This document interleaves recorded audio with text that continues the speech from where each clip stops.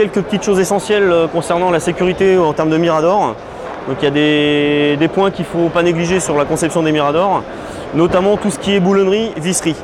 Quand vous allez acheter un mirador, il faut viser à acheter un mirador qui soit conçu avec de la boulonnerie. Pourquoi de la boulonnerie? Parce que vous allez traverser votre bois de part en part et donc vous allez avoir quelque chose qui va se tenir vraiment très très bien. On travaille ici sur de la boulonnerie en diamètre 10 mm, serré avec un écrou et une rondelle, ce qui évite à l'écrou de rentrer à l'intérieur du bois et donc au bois de jouer.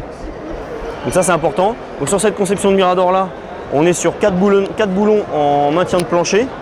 Ensuite en termes de marche et croisillon, on travaille sur du tire-fond.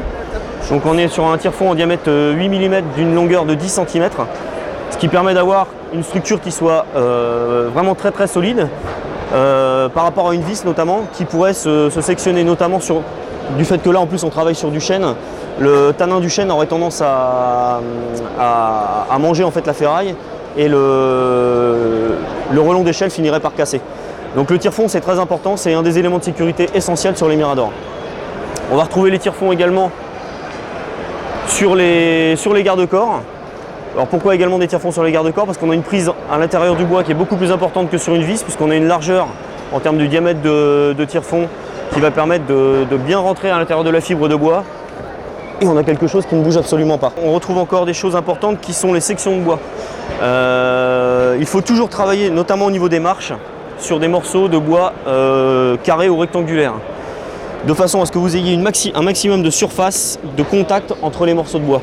Si on travaille sur deux sections rondes, le problème qu'on peut rencontrer, enfin qui va se rencontrer systématiquement, c'est qu'à un moment ou à un autre, votre bois va tourner et vous risquez de basculer, le relon d'échelle ne tiendra forcément pas. Donc voilà les points un petit peu essentiels dans la conception du mirador. Maintenant, pourquoi travailler? Nous chez ACT on travaille sur du chêne. Pourquoi est-ce qu'on travaille sur du chêne?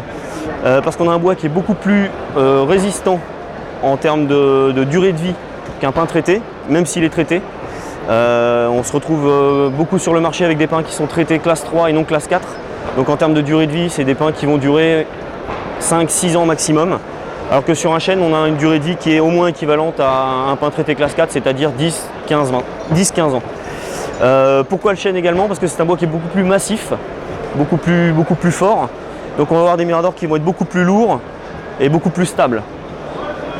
Donc on travaille nous ici sur de la section 5,5 par 5,5, relon d'échelle également 5,5 par 5,5, et tout le reste on travaille sur de la planche de 5 par 3 cm d'épaisseur. Ce qui vous permet d'avoir un mirador comme celui-ci qui fait 1 mètre au plancher, qui approche les 70 kg. Donc quand vous êtes dessus, vous êtes sur quelque chose qui est bien stable.